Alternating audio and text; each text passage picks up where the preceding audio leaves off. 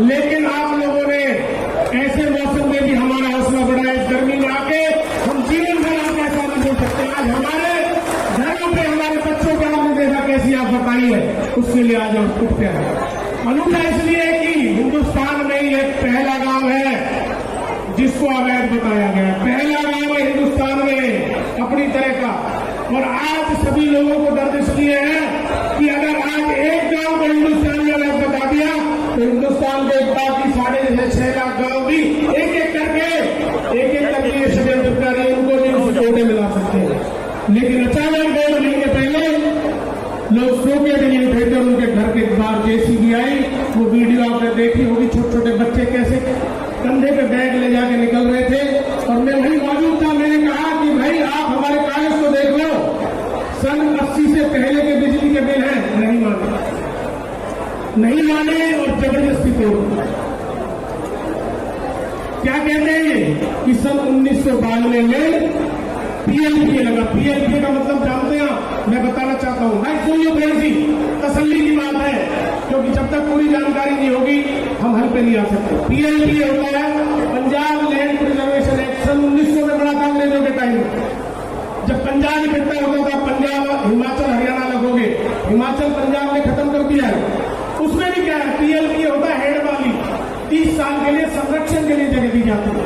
तो सन 92 में हमारे 4,500 एकड़ जमीन में से 1467 एकड़ जमीन हमारी पीएलपी के लिए 30 साल में दी गई, जो 2022 में खत्म होगा।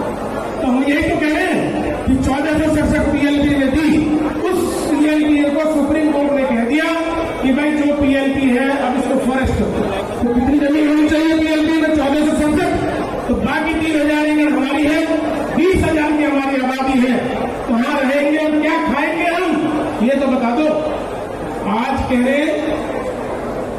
कह रहे वो कि विपक्ष की दुकान में सौदा नहीं है, इसलिए अपनी दुकान खोलना चाह रहे विपक्ष। मैं तो कह रहा हूं विपक्ष की दुकान में सौदा होता ही क्या है विरोध के अलावा, अपनी मांग उठाने के अलावा? यही तो कर रहे हैं हम। आप लोग ये नहीं बोल रहे क्या? हमारी आवाज भी आपको सौदा लग रहा है। और हम तो कह रहे हैं सौदा तो सरकार की दुकान में होता है ना, हम भी मांग रहे हैं। अब तुम्हारी दुकान में जो सौदा वही तो मांग रहे हैं हम कि तुम्हारी दुकान में सौदा है कि सरकार संविधान के सेक्शन 213 के तहत, संविधान भी बता देता हूं, नहीं बताओ तो ट्यूशन ले लो। संविधान कॉन्स्टिट्यूशन ऑफ इंडिया के सेक्शन 213 के तहत सरकार, राज्य सरकार को यह अधिकार है ऑर्डिनेंस लाए और ऑर्डिनेंस लाकर उसको सुधारे अपनी भूल कि भाई अब हाउस नहीं चल रहा, ऑर्डिनेंस ला रहे, टेम्परेरी ऑर्डर करे। सबसे पहले तो ये रोकथाम करे तोड़ की, उसके बाद ये कहे कि भाई ये वन विभाग को जो जमीन दी गई है ये गलत दी गई। हमारे जो वन विभाग के कर्मचारी हरियाणा के, आप देखिए लाखों लोगों को चीफ मिनिस्टर ने, चौधरी भूपेंद्र सिंह हुड्डा सीएम थे, उन्होंने चौधरी महेंद्र प्रताप जी मेरे पिताजी मंत्री थे, हमने कॉलोनी पास कर रखी है सन 2014 में। तो मुख्यमंत्री बनाए फॉरेस्ट ऑफिसर, उनके ऑर्डर पे अब सन 2022 में फॉरेस्टर कह रहा है कि मैं एफिडेविट देता हूं ये फॉरेस्ट कीचड़ लगी हुई है। और भाई फॉरेस्ट तो आज दिल्ली के सभी मंत्रियों की कोठी में भी पेड़ है, उनको फॉरेस्ट जारी कर दोगे क्या? राष्ट्रपति भवन में भी पेड़ है। भाई पर्वत श्रृंखलाओं में इंसानी आबादी और प्रकृति के तालमेल के लिए, वन संरक्षण के लिए सरकारें कानून बनाती है, जमीन देती है। तो हमने 1467 एकड़ जब सरकार ने हमारी 1992 में 4,500 एकड़ में उसी तालमेल के तहत दे दिए थे।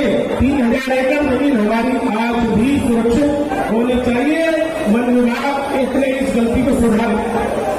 मेरे किसी हिमाचल प्रदेश के भाई से बात हुई, उन्होंने कहा कि भाई फॉरेस्ट का मुद्दा बड़ा सेंसिटिव है। मैंने कहा भाई आपके प्रदेश में कितना फॉरेस्ट है? बोला 75%। मैंने कहा हमारे फरीदाबाद के जो अरावली के गांव है, हमने पहले ही 90% एकड़ 90% जमीन अपनी फॉरेस्ट को दे रखी है। इसका से 10% क्यों छोड़कर हमारे गुजर बसर के लिए आज ये 10% भी हमारे पास नहीं रहेगी तो हमारे लाखों लोग हैं, क्या कहां जाएगी, कहां हमारे बच्चे बने? मैं आपको बता दूं सभी नेता हमारे बैठे, हमारे पास सिर्फ 1500 एकड़ जमीन है एग्रीकल्चर। एक परिवार के जिनमें 1 बीघे 2 बीघे आधे हमारे पहले पहाड़ के क्षेत्रों में ही पहाड़ में रहते थे, जमीन पे खेती करते थे। बारिशों के दिनों में 3-3 महीने पानी खड़ा रहता था। यह जो ओल्ड फरीदाबाद के बरहाई तालाब तक भरता था यहाँ। इनको भौगोलिक स्थिति नहीं मालूम। जब ये सुप्रीम कोर्ट में सच्चाई बयान नहीं कर रहे तो भाई ये हालत तभी आई। मेरा तो इस पंचायत के माध्यम से ये कहना है कि पहली जगह का हिंदुस्तान में यह वाक्य है जब किसी गांव को अवैध बता के तोड़ा। सरकार इस मामले में राजनीति ना करे। यहाँ बैठे राजनीतिक जो जनप्रतिनिधि है, जिनकी कमी की वजह से वो सोते रहे और हमारा अगर उजड़ते रहे। फिर उन्होंने अपने घर बुला के लोगों को ये कहा कि मैं जिम्मेदारी लेता हूं कि गांव में जेसीबी नहीं आएगी। उसके बाद गांव में जेसीबी आई।